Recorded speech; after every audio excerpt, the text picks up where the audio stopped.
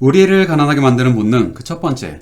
무리짓는 본능을 극복해라. 월스트리트의 살아있는 전설로 불리는 존 템플턴은 주식 투자에서 성공하려면 대중을 따르지 말라고 충고한다. 주식이 폭락할 때 사야 한다는 것을 우리 모두 머리로는 안다. 그러나 폭락을 하면 두려움에 사로잡혀 가지고 있던 주식도 판다. 그리고 갑자기 폭등하기 시작하면 비싼 가격이라도 산다. 왜 그럴까? 그냥 우리 유전자가 그 모양으로 생겼기 때문이다. 안녕하세요, 자개요정입니다. 꼬잉꼬잉.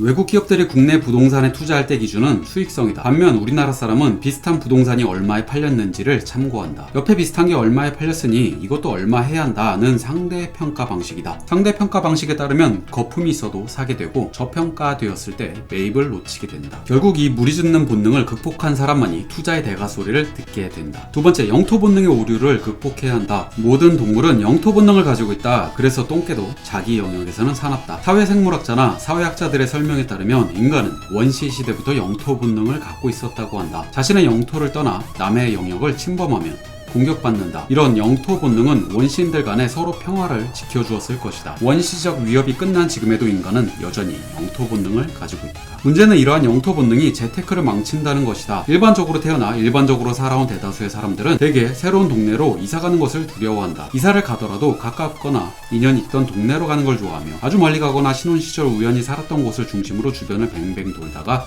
인생을 마감하는 경우가 많다. 부동산도 살아있는 생물처럼 움직인다. 부동산의 변화를 읽고 정확히 판단하려면 여러 곳을 직접 경험해 봐야 한다. 주택 보급률이 올라갈수록 지방과 서울의 가격 차이는 더 벌어질 수 있다. 일본의 경우 주택 보급률이 올라가며 도쿄의 주변부터 급락하기 시작했다. 오를 땐 별로 안 오르다가 내릴 땐 앞장서서 내리는 곳이 바로 변두리의 부동산이다. 따라서 투자는 핵심 지역인 서울에 가까울수록 좋다. 사는 건 전세로 직장 근처에 사는 게 좋다. 주거와 투자를 분리하라.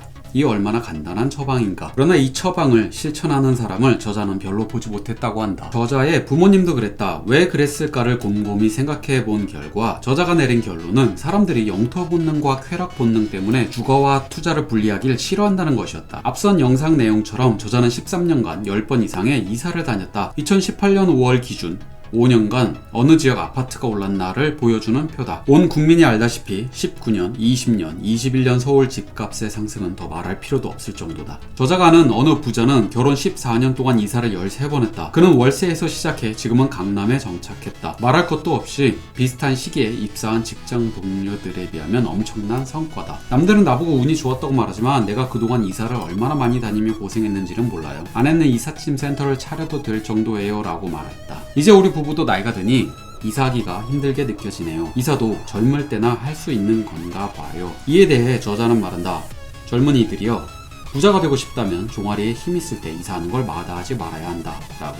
부동산 시장이 과열되지만 않았다면 대출을 받아서 집을 사는 게 좋다. 이자로 나가는 돈이 월 수입의 30% 범위 이내면 적정하다. 한 가지 더 좋은 팁이 있다. 외국인이 우리나라 주식의 약 40%를 보유하고 있다. 미국 내 주가가 올라야 글로벌 펀드의 자금이 유입되어 이 돈으로 외국인들이 한국 주식을 사게 된다. 부동산도 해외의 영향을 받아 국제 부동산과 같이 움직인다. 80년대 말의 상승과 90년대의 하락, 그리고 2001년 이후의 상승세와 2006년 이후의 하락 흐름은 모두 선진국 부동산 가격 변동 흐름과 일치한다. 저자는 위와 같은 사이트 등을 통해 미국과 영국의 부동산 가격 움직임을 주시한다고 한다. 이제 한국 경제에서 한국은 없다.